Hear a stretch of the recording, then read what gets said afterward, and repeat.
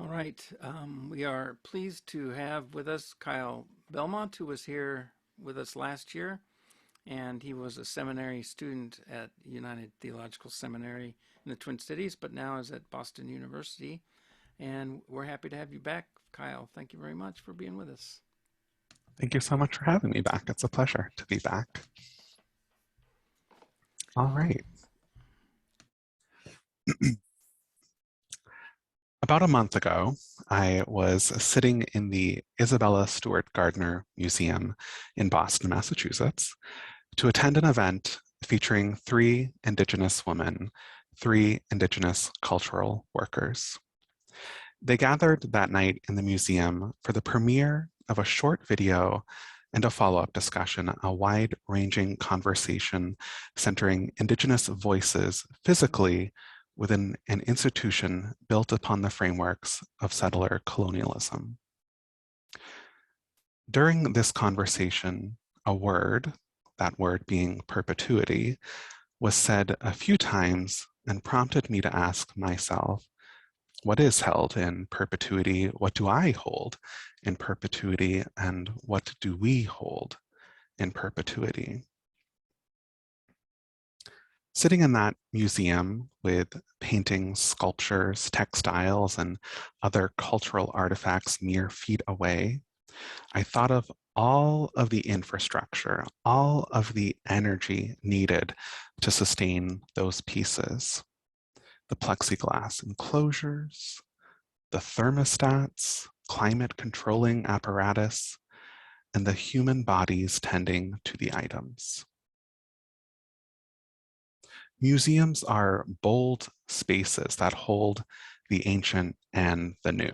They are structures that provide access to artifacts that help us understand the world and that help us understand humanity's story. And in doing this, that act of a museum being a museum, society, especially those so privileged to be able to fund and influence such endeavors, relies on an institution to take on the responsibility of maintaining property and exhibiting care for their holdings. Before going further, I want to pause and state that this sermon is not about how a museum obtains their holdings. This is undoubtedly a vital topic and one that institutions should undertake. Cultural robbery is quite clear, for example, when we see the artifacts of the ancient Near East housed in the British Museum. What I want to focus on this morning with you is the idea that what we choose to hold in perpetuity demonstrates what matters to us.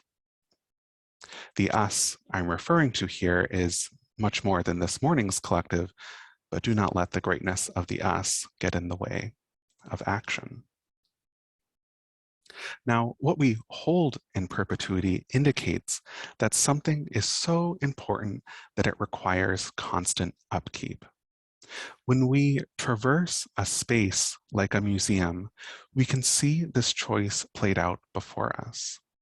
At MIA, the Minneapolis Institute of Art, we can view a painting of an American impressionist on one floor, textiles from an indigenous people on another, and a jade sculpture from China a few galleries over. This short list is not meant to be quick and gloss over the beauty of each item. It is merely to show the great variety of items that just one museum holds. And through holding these items, in caring for these items, we see that a decision was made. We see that these items were determined to be important. So important, mind you, that the climate around them is regulated so that they may exist in perpetuity. More than an indication that particular items are important, the way a museum shows these items also tells us something: a lack of trust, perhaps in the general public, an absence of faith in humanity. We see these artifacts distinguish as important because they are physically separate. Whether behind plexiglass or other boundaries, we can come to understand that which is important should not be handled by humanity, maybe not even share the same air. I don't offer this perspective lightly, but I do use it as a means towards distinguishing that what we hold in perpetuity matters. What museums place out of human touch, and even the Earth's touch, we appreciate that these items can last for a very, very long time. Artifacts can last so long that items such as Johann Gutenberg's printed Bible from the 15th century can still be viewed today, if only behind a barrier for its own protection from us and from the world. A Library of Congress blog post from 2018 explains how it was ensuring the longevity of their Gutenberg Bible copy with a new encasement. Quote, an 11-foot tall vertical case has been designed for the Gutenberg Bible to meet exact specifications for its long-term conservation. It will be kept at a consistent, cool temperature of 50 degrees and a consistent humidity to help preserve the 563-year-old book, end quote. This is the effort that goes into the long-term conservation of just one book. That it is being held in perpetuity is not inherently wrong, please don't misunderstand me, but it demonstrates a priority that is remarkably confounding in light of a global crisis. Remarkable, isn't it, that to protect something, it needs to stay away from human touch and the natural forces of this earth. Humidity, moisture, insects, even greenhouse gases. These all can negatively interact with what has been determined by an institution to be important and can weaken the integrity of an artifact. Let us move now out of the constraints of a museum and turn our attention to Glasgow.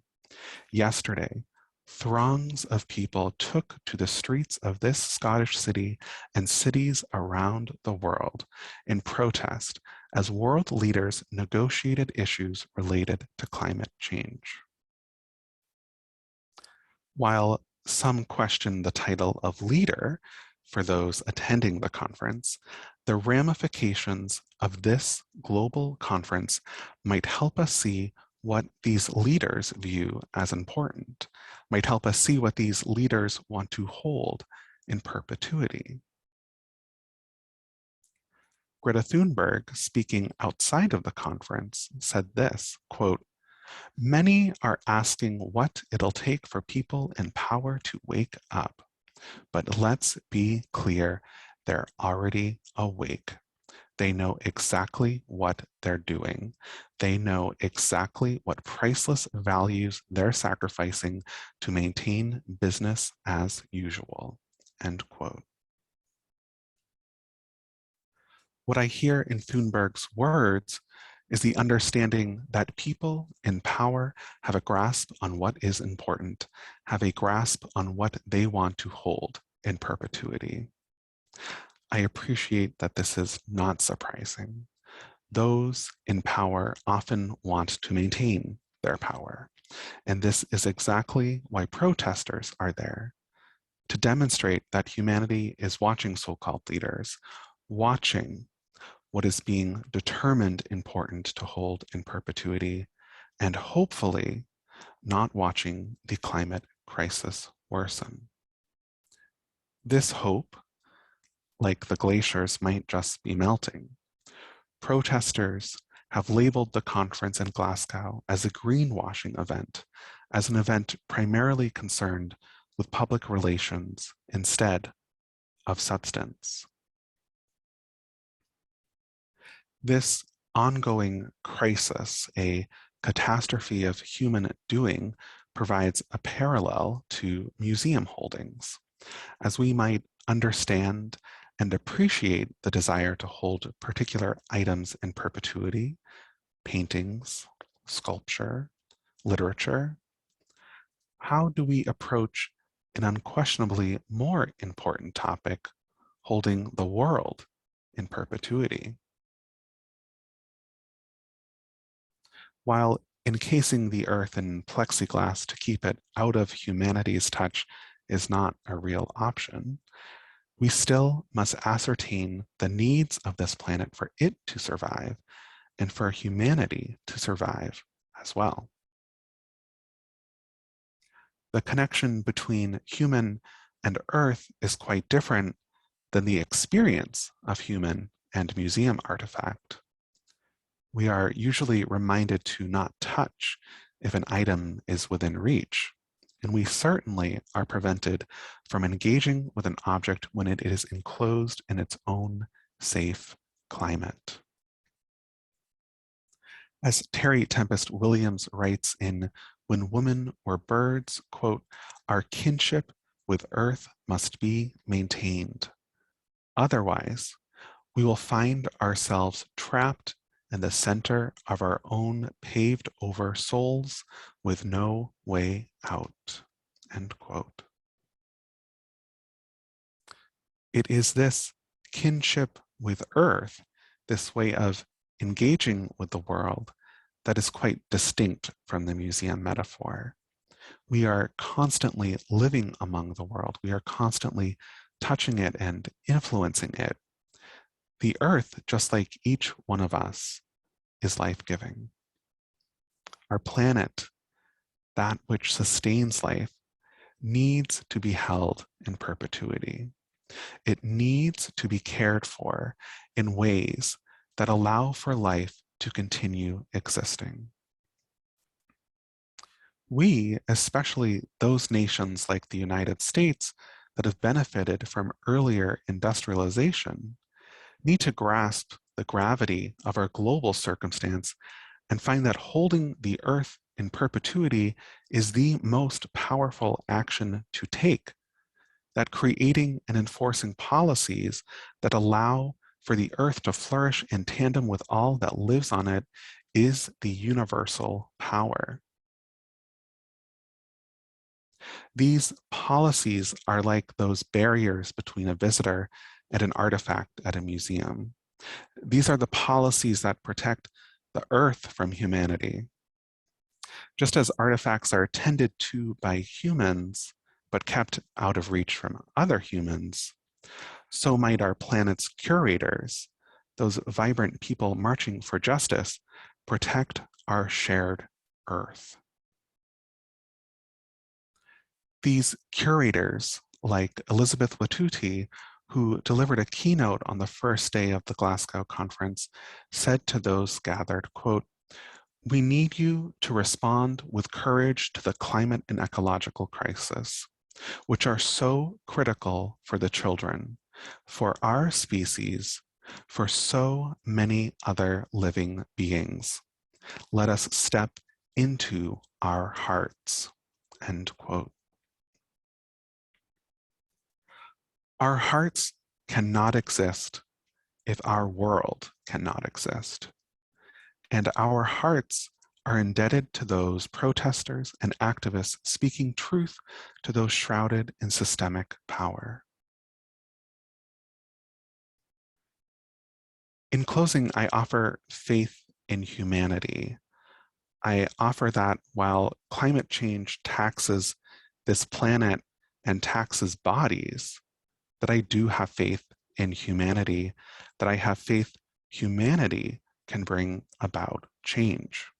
We are creatures who know how to hold items in perpetuity, but there is power in our way. This power has placed museum-like obstacles around itself so that humanity might not touch it, but humanity can find a way. Humanity can listen with a loving mind. It can hear our voices in each other's words, and it can feel the power of each other's faith when our heart is in a holy place.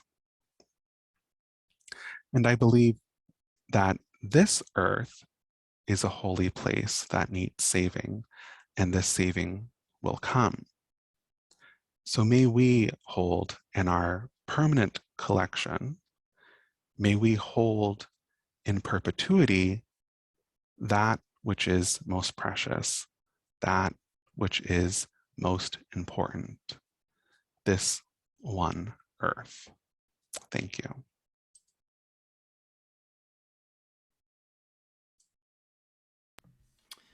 Thank you so much, Kyle.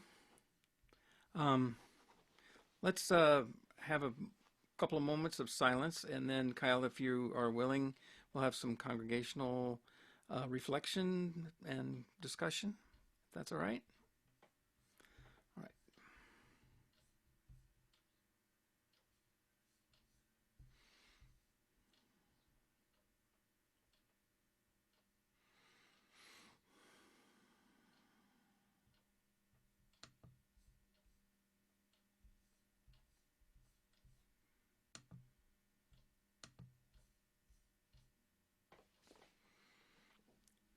All right. Does anybody have any like to share their thoughts? We're all speaking up at once. Yeah. um, I was just thinking about, as you were talking, Kyle. I was thinking about something I posted actually online. Um, I have a lot of. I come from a Catholic background, and a lot of my family is Catholic for understandable reasons, I guess, for logical reasons, if that's the way I was brought up. But one of the things that's sometimes frustrating to me is kind of seeing how people express the values that they claim to hold. And so I've tried to be a little more inclusive and tried to be encouraging that rather than discouraging, or express some, I don't know, try to find a way to encourage mutual positivity versus negative things. So one of the things that I tried to do was I posted something online just saying, what are because the Pope had said something about how it's important to make meaningful sacrifices for the sake of the earth. And so knowing that many of my family members are quite Catholic and hopefully would have paid attention to comments like that, I just posted something online that simply said, what are the meaningful sacrifices that you are making? And I was cautiously hopeful that I would have a response, and basically nobody responded. And I thought, here's a way that I'm not pitting one thing against the other. I'm just asking, like, what are you doing? What can please share details. And I was kind of disappointed in the lack of response, considering how emphatic they are about so many things.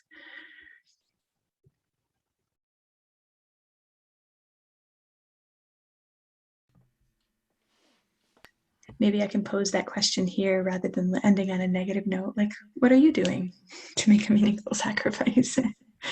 Maybe people here would have better or more concrete answers, or answers that to begin with.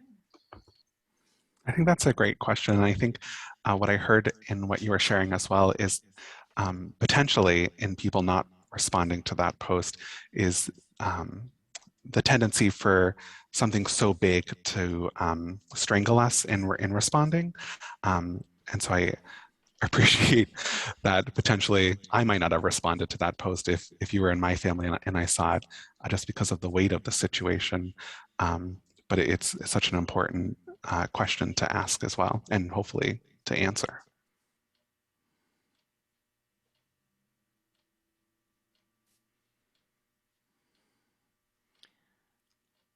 It does feel like such an enormous issue and multifaceted, and it's hard for an individual to, well, I can do a few things, use less gas, try to have a smaller carbon footprint in various ways, but feels like a drop in the ocean. So it can be daunting to know to know how to respond.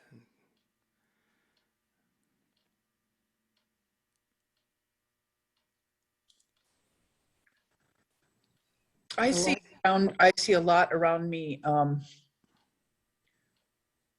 people not making the um, the decision to do something. They don't care. Or I have a couple ideas. One is somebody else is taking all that, turning on the heat really high, or somebody is driving really fast and using up all the gas, so I might as well. There's no point. I'm a small spidgen in the bucket, but more it's like this whole attitude, which I think goes back to the 90s. Somebody's stealing what belongs to me. And I'm just I'm really don't know how to, or whether it's even in my job to tell somebody how they could save water, or how they could, you know, uh, save energy or something like that. And but I do believe, especially this is for you, Sherry, I do believe that the the the choices I have made and hopefully continue to make, even though they are a drop in the bucket, are worth it. Um, Even if only for my, a good feeling that I'm doing something. But I just don't see that attitude anywhere, and it's depressed. And yeah, so I really like the metaphor, thinking about the perpetuity um, in museums, and thinking in terms of perpetuity in the environment and the sphere that we live on. Um, and as far as Sherry's question, maybe, hopefully, even if they didn't answer you, maybe it caused them to think about what they're doing or not doing. Um, Even if they just reflected, that that would be a good thing.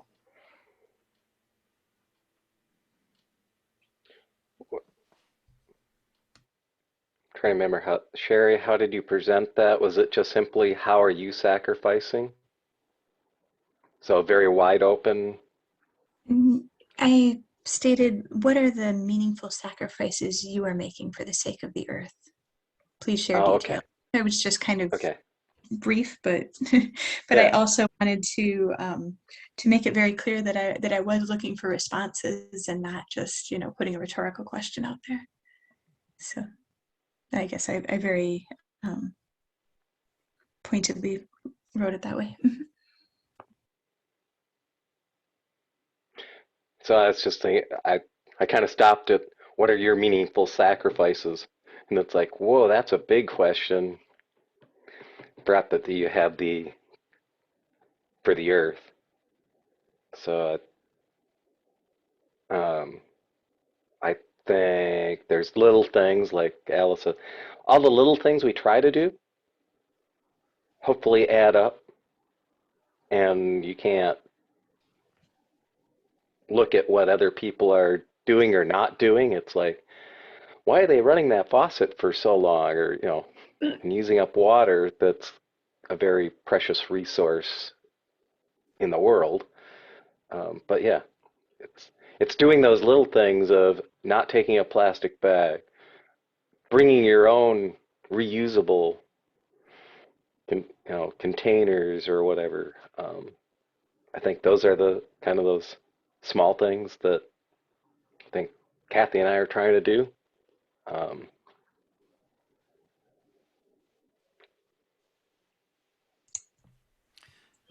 Yeah, and those, not only does that add up with those individuals that make those choices, but also that can be you never know who might have noticed that and go, Oh, that's a good idea. I got all these Cub and Target bags that just, pile up, or I don't want to throw in the trash, but if I had some cloth bags to bring into the store, that might work for me too. So you don't know what influence you might be having on others that way too. So just along that as well, I don't feel like having my own bags is a sacrifice. I just feel like it's just a learned difference in the way I'm doing something, right? So I feel like there are bigger sacrifices I could be making. I could have a smaller house that doesn't take so much heating. I could, completely change the way I live, and I feel like that would be a sacrifice. So on that level, I don't feel like I'm doing anything, to be honest. I mean, I try to do little things and turn the water off, but that just seems to me to be a learned common sense thing as opposed to a sacrifice. So Right. what kind of sacrifices could I make? That's a good point. Yeah, I had the same thought, Kathy, that a lot of the things in the way I live are not a sacrifice at all. They're just the way I live that are. Now I'm hearing my own echo. Why would that be? Do you guys hear an echo? Do you know why, Jim? I don't hear an echo. Okay, only when I talk. Okay, You now sound, it's gone. you Yeah, sound fine. Chuck fixed it. Oh, thank you. Thank you. Okay, that was driving me crazy. But Sherry, the other thing I thought, did you say you posted this on Facebook? Yes, I did. Yeah. There's something that happens, and I don't understand it, but I post semi-regularly, and I usually get a lot of comments, a lot of likes or whatever. And I posted a thing about when the Cleveland Indians changed their name, and there was some hullabaloo about, they shouldn't have had to do that, blah, blah, blah. And I posted a 2-minute video of Anton Troyer talking about why it's important. And I got 1 like and no comments. And I went, whoa, this is really weird, because I know my friends. They would not object to this. They would, they would want to see this, and they would agree, they would comment, So the next day, I posted a picture of a butterfly or something, which is my usual pictures. And I just put in there, will you please let me know if you saw my previous post about native mascots? And I bet you I got 20 or 30 people saying, nope, never came up on my feed. So I don't know if could be a part of what happened with you, but it was stunning to me. It's like, oh my gosh, Facebook's algorithm, for some reason, didn't want my friends to see what I was posting. Now, what you posted certainly didn't seem very political, but I didn't think what I posted was very political either. So just something to keep in the back of your mind when that happens.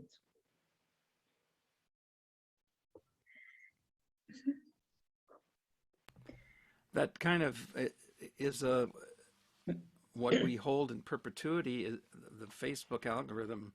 There's a connection there too, because the the way Facebook is organized, they kind of decide what's important, or the algorithm decides what's important and what gets spread more than other things.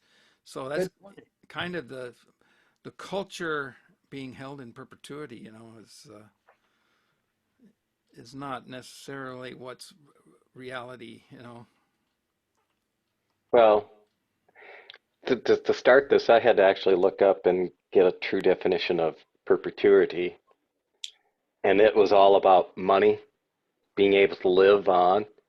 Well, Facebook is using that. They're trying to do everything to make money, not educate or pass meaningful information. Boycott Facebook.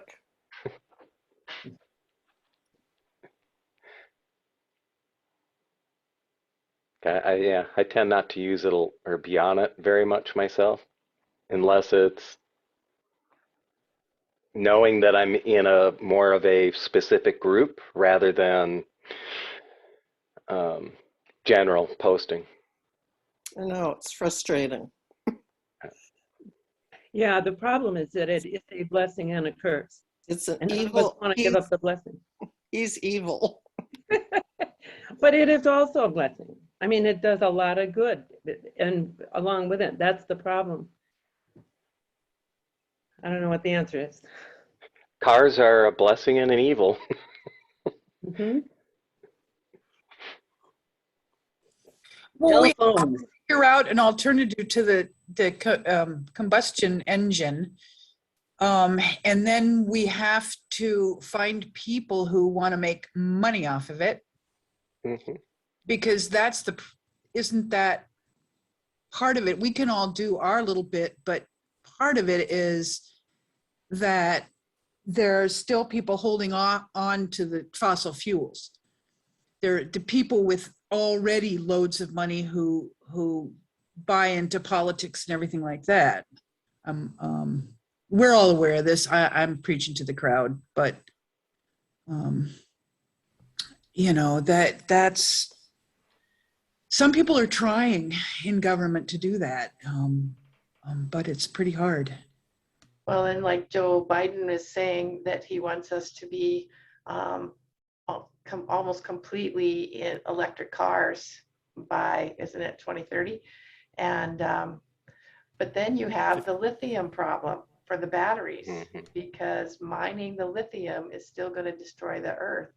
And I'm hesitating to bring this up, but I love this talk and it's really great, but one of the things that comes to mind for me is this idea of in perpetuity means that we have to protect it from the natural process of living and dying and regenerating, because our society is viewing it as we're an extractive society. We take from the earth what we want and we use it, and we don't recycle it in its natural processes.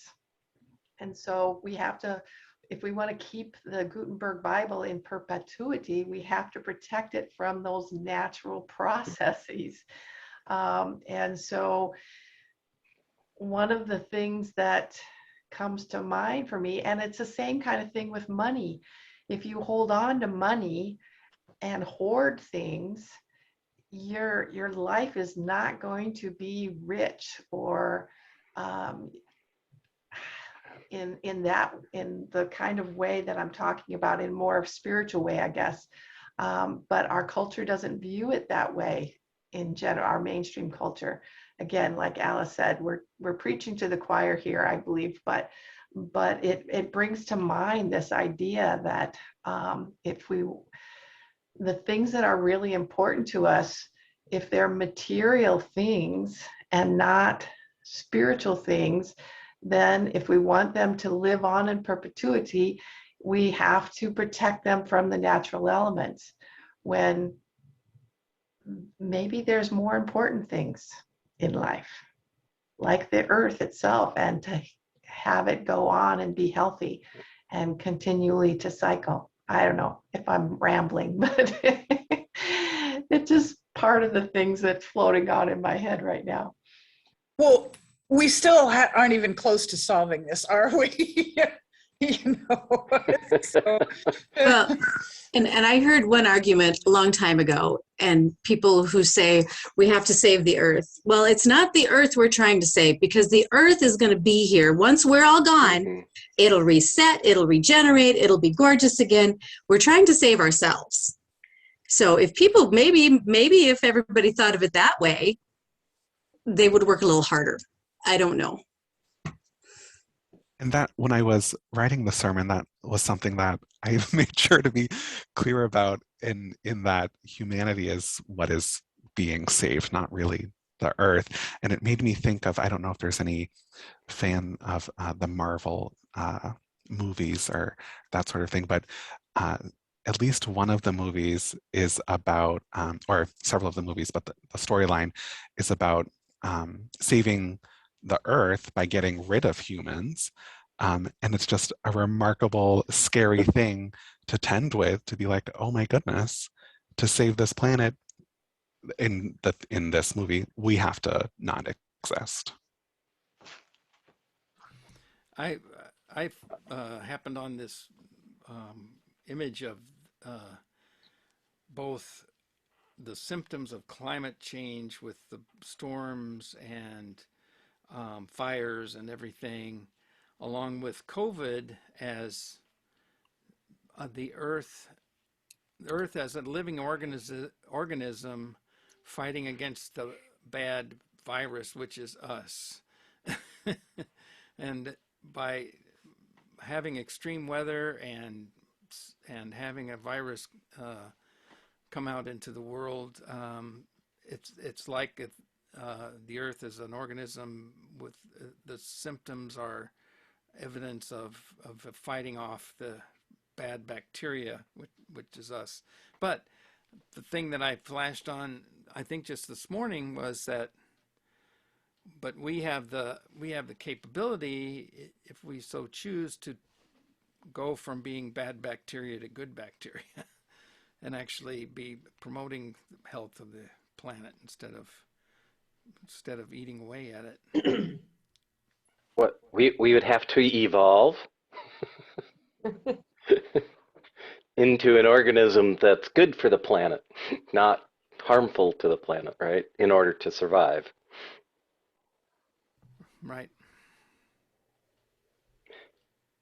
What Kyle was talking about, isn't that what the first Earth First movement is about, is putting the Earth before humans?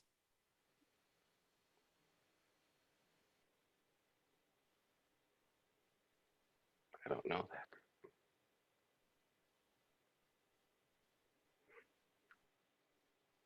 Yes, Earth First. Yes, Megan, remember all the activities they did. They had almost killed themselves trying to be heard. Yeah. Where are they? What happened? And I love the analogy of Jim about the bad bacteria, which I guess we're invaded by right now, because that's a very graphic, because you have to inject, you have to take the, go buy some good bacteria. When your body is taken over by bad bacteria, you have to go and get some. So I guess we are so beholden to all of the activists, because they are like good bacteria for our culture, for everyone. And I guess we are the answer to our own disturbed balance. So, and what I've tried to do is reduce my consumption by some, but it as much as, you know, I'm not really, it's a joy to do that. And it's disturbing to be around other people who are so blatantly consumers that they, having just been around some for the past 9 days when I was on vacation, it was pretty upsetting to be around some people that were down in Florida, but I won't go there. So I'm kind of rambling now too. So I'll sign off for now. I'm always shocked at people with young children and grandchildren and great-grandchildren that they don't seem to be concerned about the futures, their futures. I don't have any grandkids and won't be having any grandkids. So it just seems really odd I worry about my adult children and you know, I won't be around here that long, but much longer, but they will be, and I'm concerned about the world they're going to be living in, and it's just hard for me to understand why people with young kids don't seem to care about their futures.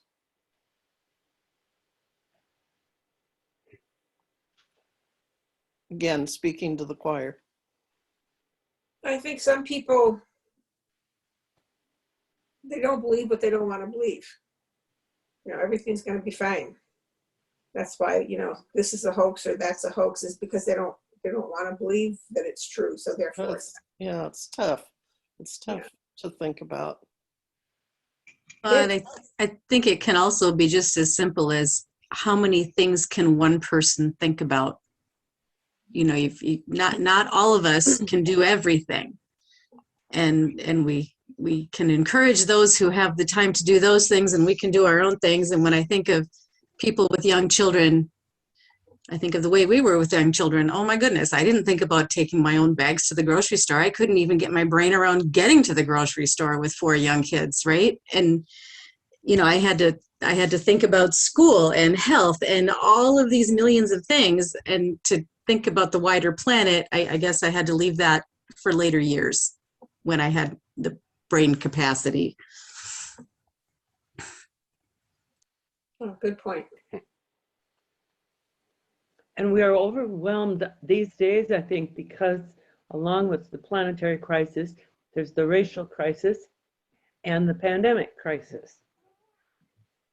You know, everyone's overwhelmed. And even though we in this country are like floating compared to so many other cultures that are literally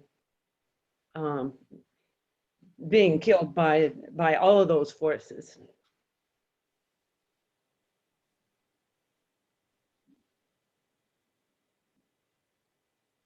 Don't end on that note. Sorry. Who's got a really hopeful? Well, I can say that I would offer an idea of hope, and I think that is very clear when we look around the world. I think there are things that maybe are not that hopeful, but there are certainly a lot of hope in humanity, I think. Yeah, and I think one of the things we need to remember, as well as our sort of interdependent nature of being alive. And what I've really appreciated too about this conversation is this idea of bacteria and good bacteria and bad bacteria, and those activists potentially as good bacteria, maybe spreading out hope amongst the world. Yeah, because outrage is difficult, but outrage is a positive thing. It means that we're awake to the crisis. I see that it's just almost 11:30, and I invite all of you to stay with us for our coffee time. But I did find a closing reading based on what Kathy said just a moment ago. I'm going, oh, there's a reading. So I found it, and it's from Edward Everett Hale. I am only one, but still I am one. I cannot do everything, but still I can do something. And because I cannot do everything, I will not refuse to do the something that I can do. May it be so. Excellent, Chuck. Excellent, Chuck. Yeah. Thank you. And thank you, Kyle, for being with us. Yes. Thank Feel you, free Kyle. to hang around. Yes, thank you so much. It's been a joy to be with you again. I've really appreciated being invited back. And thank you all. I have to go tend to a dog, but it has been a joy to be with you all this morning, and I hope you all have a great rest of your days. Thank you. Before you, Thank you, Kyle. Oh, don't go. okay. Wait a sec. Can can you share with us a little bit about your move and what you're doing now? And Oh, sure, yeah. So last year I was at United Theological Seminary, which is in St. Paul, and was living in St. Paul. And that was a part-time, and I was working full-time. And I decided that I just really wanted to focus on being in seminary. So wanted to make that switch to full-time. And I applied to Boston University and was able to get a full scholarship and a stipend, and it's an in-person adventure. So my partner and I moved over the summer from St. Paul to Boston, and so that's where I'm at right now. We're in a little apartment that is just affordable, and yeah. So that's Going to Boston, how marvelous. congratulations. It sounds Congratulations. you. like a Congrats. wonderful adventure. Yeah, it is great. It is an adventure. And currently we're just out of midterm, so I'm a little like, ooh, I don't know what's happening, but it's been a joy. Thank you for asking. Yeah, well, keep us posted. It's wonderful. Thank you. You take care. Take care Thank of you. your dog. All right. Have a good day. Bye. You too.